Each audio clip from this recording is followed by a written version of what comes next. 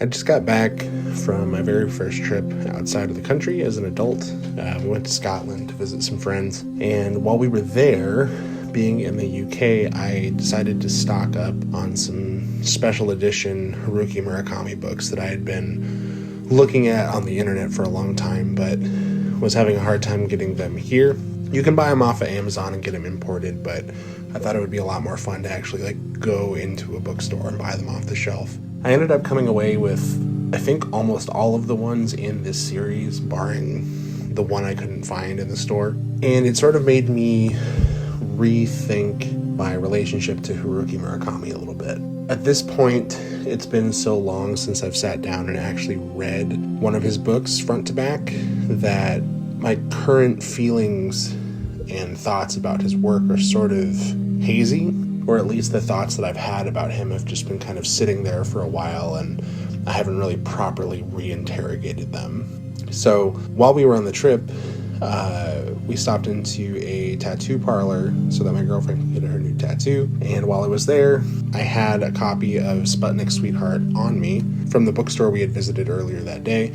So I sat down and I read maybe the first 30, 40, 50 pages of it. And it's funny because Sputnik Sweetheart has always been my least favorite Murakami book. Not that it's bad, it just didn't really leave much of an impression on me at the time. And because of that, it's one of the ones I haven't reread. So I think the last time I would have read it was 2017. And it was really interesting sitting down with it and being in a foreign country and in a shop that I wouldn't normally be in, just kind of killing time. And it's just me alone with the book. And I found that I liked it a lot more than I thought I would have. I sort of associated that book with being bland and kind of like a weird carbon copy of Norwegian Wood in some ways. But having read the first little bit of it again, I was like, oh yeah, no, this is totally its own thing. I think when you're first reading Haruki Murakami, it's very easy to kind of latch onto the memes about all of his books being sort of the same, or him just talking about the same things over and over again. But at least as I've sat with his stuff over time, it's been more of a realization that that's just the type of things he likes to write about, just in the same way that Martin Scorsese likes to do gangster movies, and there's nothing wrong with that. And in fact, he's really good at doing that. And so coming at the book with a sort of refreshed set of eyes, I was able to really appreciate it. And it's really made me want to revisit his catalog too. On the channel, I've put out videos about a bunch of different topics, but consistently the ones that get views are the Haruki Murakami ones, which is really funny since in most circles he's a very niche topic, but the people who like him really like him, and he has a global fan base, and I can't tell you the amount of comments I get from people living so far away from me. And it's really cool to have that online community around him, but at the same time, y'all are a bunch of little freaks, aren't you? I think that his work is filled with a lot of, you might generously say, quirks, while ungenerously saying, problems. And so I just think it's really funny that out of all of the things I've talked about, some of which are much more common to a regular, person that you would run on the street, consistently those videos don't do as well as the ones I make about Haruki Murakami. I don't know what this means in terms of what I should talk about on the channel.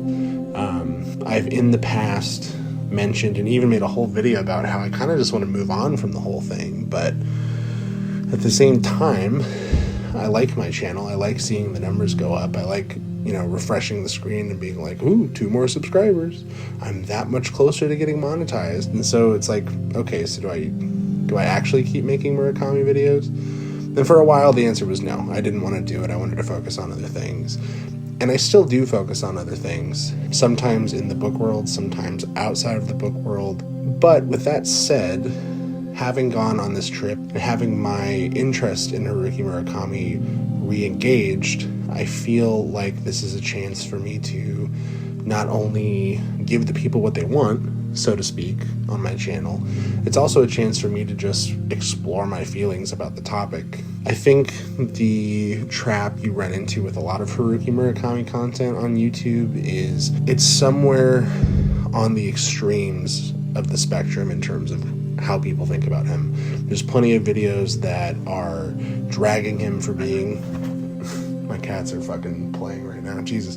There's plenty of videos dragging him for being a sexist and all these sort of other problematic aspects of his work, which is a totally valid criticism to make. But then on the other side of things, you have people that are sort of blindly praising him and only focusing on the aspects of his work that make people think differently, the things that they enjoy, the things that make their sort of brain pop a little bit. And so, if anything, I kind of want my channel to be in the middle somewhere. I think that his talent is undeniable. I think that he occupies a niche that is really clearly defined, and he's really good at what he does. I think the amount of people that really see him as like a literary god are justified to a certain extent. But at the same time, just like everything else in our culture, I don't think anyone is exempt from cultural re-examination. And so, whether I make a bunch of new Haruki Murakami videos or I just make this one and one more, I'd like to have my mind open and not be so far on either side of the spectrum. There's so many other books I want to talk about.